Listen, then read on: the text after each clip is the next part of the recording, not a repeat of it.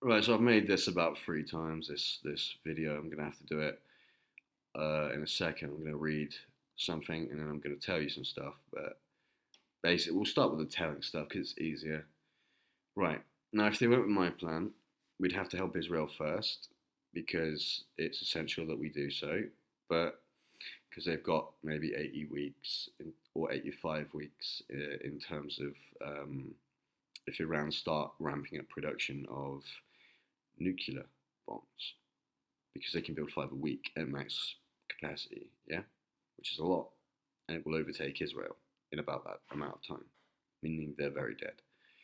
But once we've done that, or not once we've done that, while we're doing that, we can restore the caliphate. Now I know that sounds crazy, but I don't give a shit.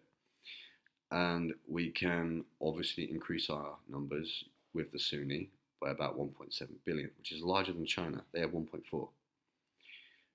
This will give us a massive strategic edge in the Middle East, even if China were to come over. Because if you combine 1.7 with Israel's numbers, we're probably larger, right?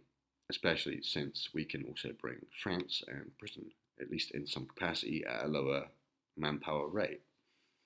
We would win that, the Middle East, right? Which means we can help Ukraine later. We've increased manpower. George, you know what we do next? We'd head to Africa. In Africa, we would support the Muslim nations without pissing off the Christian ones, mostly from Somalia. Somalia are Sunni, right? Which again would help because it wouldn't piss off our new allies. Yeah. Um, from here, we can take more landmass in terms of allies. We won't take it over. We're not conquering, but we can build in secret, and we can get Russia out of Africa as well, at least on a kind of a guerrilla warfare level.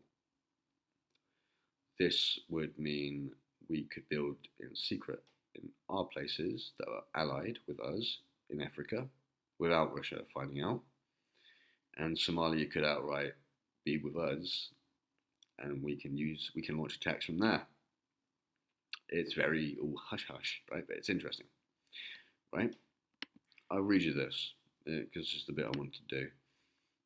Um, a fact is not a fact if it can be refuted and reasoned with, because how could it be? Facts are not selective. They are based on science, correct? And they are based on truth. The truth is not subjective.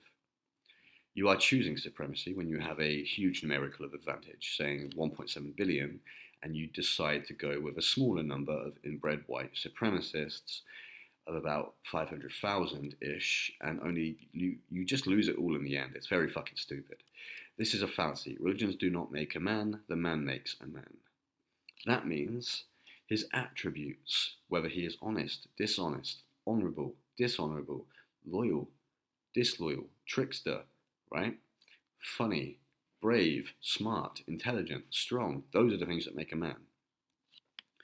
Religions do not make a man. I would rather be shot than do this because it's absolutely stupid. When you've got 87 countries gang raping one country, which is what happened to ISIS, because Russia wanted to do that and we wanted to do that, apparently, in order to preserve your base of support, you've just killed those people, ruined their land and violated their land and fucked up their freedom and destroyed half their civilians for no fucking reason. We scattered them to the four winds, we banned their faith and everything. The KKK is not a belief, it's obvious supremacy based on the colour of skin, and that is wrong in any context. It's a mental condition, but it's treatable. The difference is ISIS need to believe it, so we don't go over like we did in Afghanistan and other places and slaughter them just in any way that's wrong. ISIS is protecting Muslims, but it's in a religious context. That being said, it is religion, not illness. Although it's unchangeable due to the religious nature, extreme cases of violence and those who physically attack others can be reduced via discussion and religious interpretations that lead to favourable outcomes for both parties, implying that they will launch fewer attacks, while others who are not white are labelled terrorists for their religious beliefs. White people who continue to harm others, and the KKK and groups like that also do that, which are white supremacists, who are mentally ill, they are then given positions of power, like government. They can run the fucking country.